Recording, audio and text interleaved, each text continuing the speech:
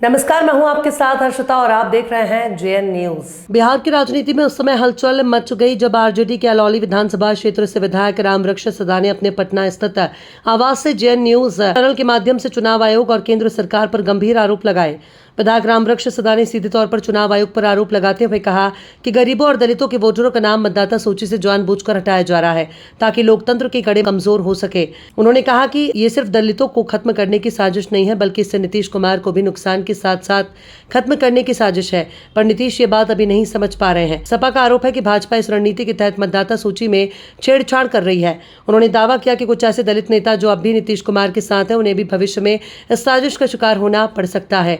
प्रधानमंत्री मोदी पर भी रामवृक्ष सदा ने तीखा हमला बोला। उन्होंने याद दिलाया कि पिछले चुनाव में जब प्रधानमंत्री मोतिहारी आए थे तब उन्होंने चीनी मिल को चालू कराने और उसमें चाय पीने की बात कही थी, लेकिन अब की बार वे कह रहे हैं कि मोतिहारी को मुंबई बना देंगे। चाय और चीनी मिल तो छोड़िए, अब शहर बदलने की बात हो रही है। जनता अब झूठे वादों से तंग आ चुकी है। रामवृक्ष सदा ने दावा किया कि प्रधानमंत्री की हालिया रैली में कई लोग बीच में ही लौट गए और खाली कुर्सियां रह गईं। जनता अब ना तो उनकी भाषण सुनना चाहती है, ना ही चेहरा देखना चाहती है। उन्होंने कहा कि इस बयान के बाद बिहार की राजनीति में नया उबाल आ गया है। सत्ताधारी दलों और चुनाव आयोग की प्रतिक्रिया का इंतजार किया जा रहा है। जी सर, परिचय अपना बताएं। रामवृक्ष सदा विधायक अलौली राष्ट्रीय जनता दल।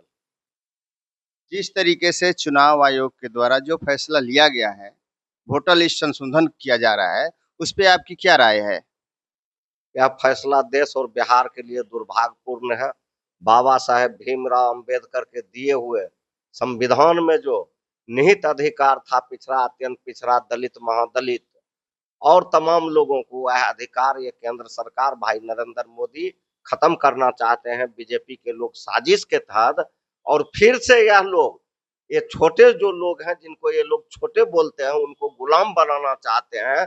आपने देखा होगा कि भाई देश के जो प्रधानमंत्री है आदरणीय नरेंद्र मोदी जी, इन्होंने बोले थे, एक बार नोटबंदी किया था और कहा था कि हम रुपया को सबसे आगे नहीं ले जाएंगे, तो चौराहे पर फांसी दे देना अगर सही स्थिति 15 दिन 20 दिन के अंदर में। क्या हुआ नोटबंदी से? उसी तरह जिस तरह नोटबंदी करके लोगों को कमर तोड़ने का काम किया, लोगों के घर से रुपये निकालने का काम किया, उसी ढंग से ये नोटबंदी कर रहा है, लोगों को वोटर लिस्ट काटने का। ये बहुत बड़ा साजिश है और यह जो है यह वोटर पुनर्निरीक्षण का काम नहीं हो रहा है, यह नया सिरे से वोटर बन रहा है। ये नया वोटर लिस्ट ये लोग तैयार कर रहे हैं बीजेपी के लोग। तो इसमें जो है और ये बिहार है, बिहार में उड़ती हुई चिड़िया को हल्दी लगाया जाता है। ये लोग क्या है, बिहार के लोग जान चुका है कि यह लोग की साजिश है और इस बार बिहार के लोग ने ठाना है युवा नेता बाबू तेजस्वी यादव को मुख्यमंत्री बनाना। जिस तरीके से वोटर लिस्ट से नाम गरीबों को काट रहा है, तो उसमें तो नीतीश कुमार के पार्टी में भी लोग होंगे, वैसे लोग गरीब गुरबा वोट देते होंगे, तो ऐसे लोगों को तो इसका मतलब है नीतीश कुमार का भी वो लोग खत्म करना चाहते हैं। यह बात आपको जदयू के लोग से पूछना चाहिए। और आपने जहां तक कहा माननीय मुख्यमंत्री जी नीतीश कुमार जी का बात, पिछड़ा, अत्यंत पिछड़ा और दलित, ये जो वोटर है, कुछ वोट माननीय मुख्यमंत्री जी को भी मिलता है और उसी वोट पर बीजेपी ने चोट किया है। इसलिए इस बात पर माननीय मुख्यमंत्री जी को संज्ञान लेना चाहिए और चुनाव आयोग का विरोध करना चाहिए।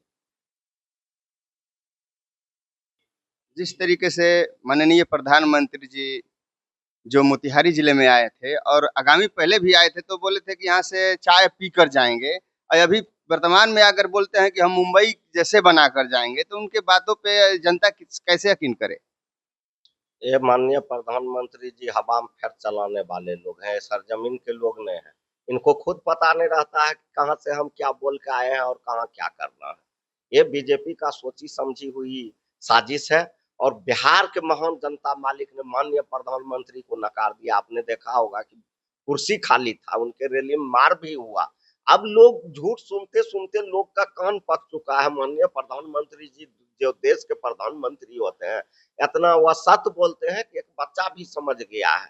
अब जो है यह चीनी मिल का जहां तक सवाल है, तो आपने देखा होगा कहा सबसे पहले आएंगे चीनी मिल चालू करके हम मधुबनी में चाय पी के जाएंगे। आज मधुबनी को बम्बई बना रहा है, कल मोतिहारी को जो है लंदन बनाएंगे। तो ये बीजेपी के लोग को चाल और चरित्र में बहुत अंतर है। इसका दिखाने वाला दांत अलग होता है और खाने वाला दांत अलग होता है। इसलिए ऐसे लोग महान जनता मालिक से हम आग्रह करना चाहते हैं कि सावधान रहिए और आने वाला समय में ऐसे लोग को सबक सिखाइए।